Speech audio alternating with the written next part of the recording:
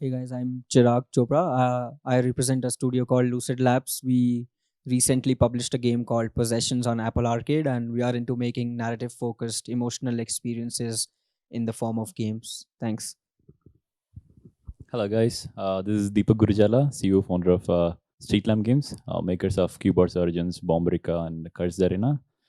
So it's been 3 years. I started this journey, 3.5 years, and we're of 6 to 8 guys in the office, and we're from a small town called Guntur, Andhra Pradesh. Hello, hello everyone. My name is Himanshu. I'm a founder of a small indie studio called Xigma Games. We are based out of Bangalore. We are a small team of 3 people. We have released 3 games till now, all premium, and currently working on next game called The Bonfire 2. Hey guys, I'm Surojit Roy, representing a company called Pocketleague. We are a real money gaming application and we have multiple games on our platform. Our platform is basically an incentivized model where you don't need to pay any money, but you can play all our games for free and you can cash out your winnings into directly into your bank account. So we are a small studio, and being a small indie, it's very difficult to get into all the monetization and to handle all the analytics and all the data and everything. So we were very clear from the very beginning that what we have to do, what we have to target, which platforms to target, what genres to target, and we stick to it. And we take our time on making games. We don't rush out and make hyper casuals and everything, because we know that that is difficult for us. That takes a huge amount of effort. And premium games work for us. We knew that what our strengths are. We know how to approach Apple and how to approach different Steam. We can publish it on Steam. We can go to consoles as well.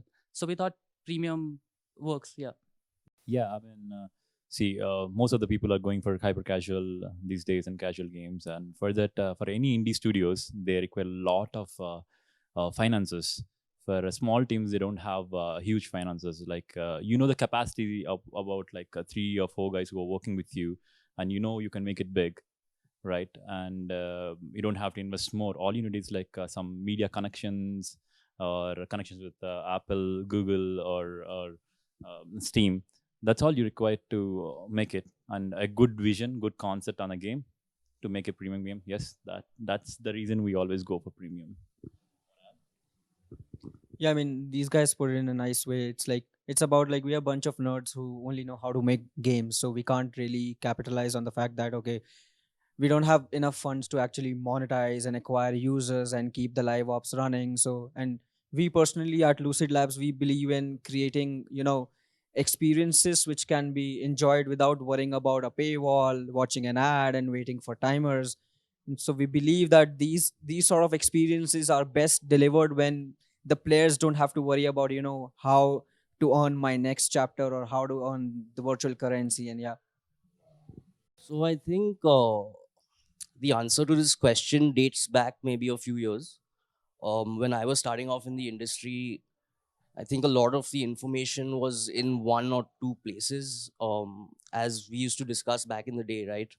One of the things that we used to say a lot was Sailesh Prabhu is by God because he was the guy that had all the information. He had all the knowledge and all the skills to kind of execute and get distribution. But what's happened now is that that data has proliferated, that it's spread out. And because of that, we have people like Chirag, Himanshu, and all these other guys over here who have successes in the space without actually kind of needing to be that center point of the industry like it was back in the day. So I think the proliferation of the data and the information and the skills have actually helped us as a small company to challenge big guys who have millions of dollars like MPL and to actually put a product out there that can compete both on quality and on metrics. Yeah, it's a wild ride, like working with a remote team. So like you mentioned, we don't have a physical space, we don't have a space where we all sit together and make games. For example, our artist sits in Brazil and our sound designer is from London, so we collaborate remotely and try to be on the same page every day using different tools, Slack and Trello, and to get the things done. It gets hard because yes, when it comes to iterations and feedback and getting things done, you have to, in our case, you have to actually abide by the time zone differences, which is horrible because when we are sleeping they are awake, when they are awake we are sleeping.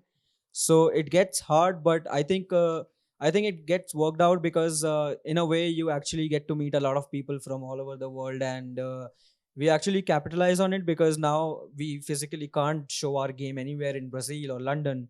So we tell those guys to, hey, there's an event going on in London. Why don't you take the game and show it around to the people?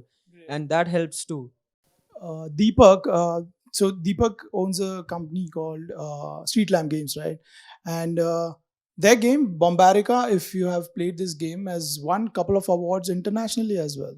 So recently you guys won Casual Connect, right? Casual Connect. So yeah, so you guys are specifically known for good and beautiful artwork, right? And you're working with a few of the big hyper casual publishers.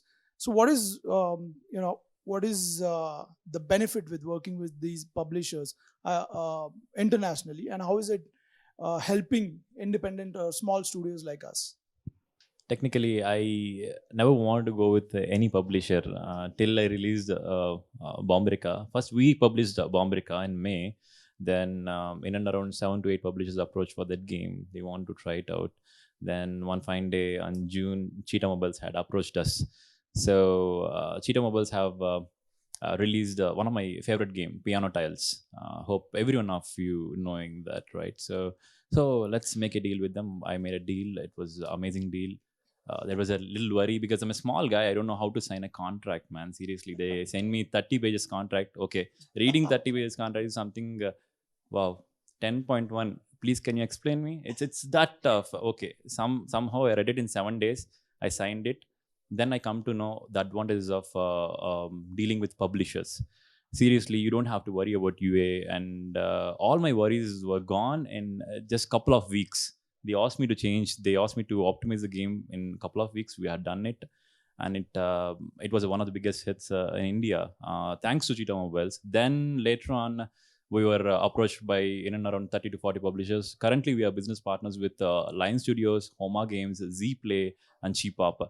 So these are one of the big names, and currently we are not only making puzzle and casual games, and we are making hyper casual games with this kind of art style. So in hyper casual games, they don't expect art style. So we give that extra cushion of giving a good art style, and thanks to my team, first of all. So because of that, we are able to get these big publishers.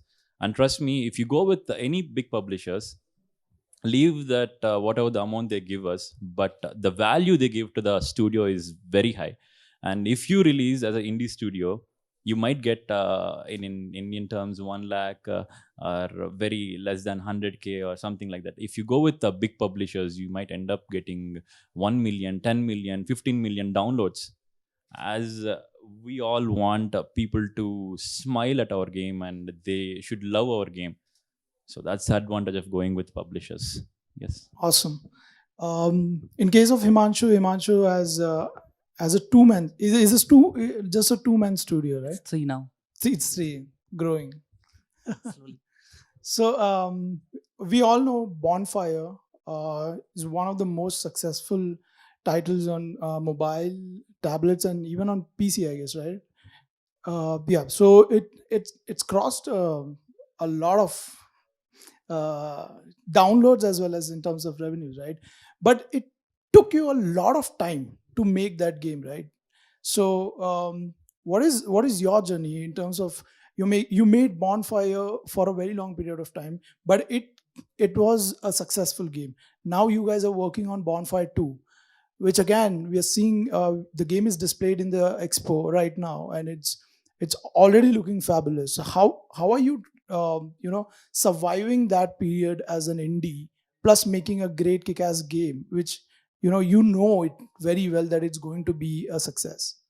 So I would like to rewind a little bit and go before the Bonfire was in development. We released Rubik in 2016. It did pretty good for us to survive. So we thought at that time puzzles were working out very well between 2014 around 2013 when Shailesh Prabhu, as I said, Yeah. everyone was following the path which he showed us. Yeah. And so we made Rubik. It turned out to be good. It was featured by Apple. That gave us just enough money to survive for like 1 year. Okay.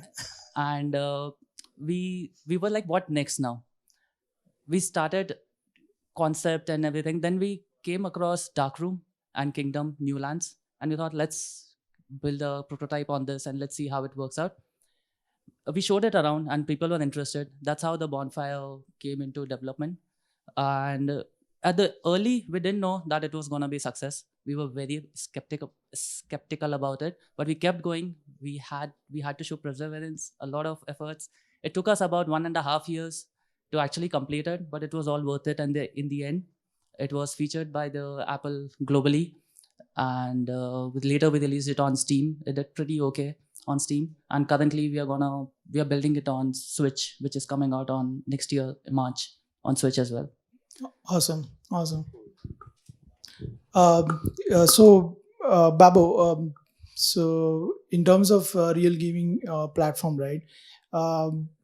It's because we're a small studio and there's always someone big right there, right? Who's killing it.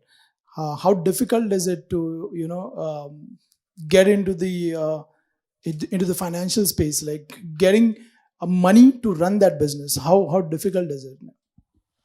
So I'm half South Indian, part Adna. Basically, I'm a very numbers driven guy, and it's not something that came naturally at first when I got into the industry, but it is something that you develop very very quickly.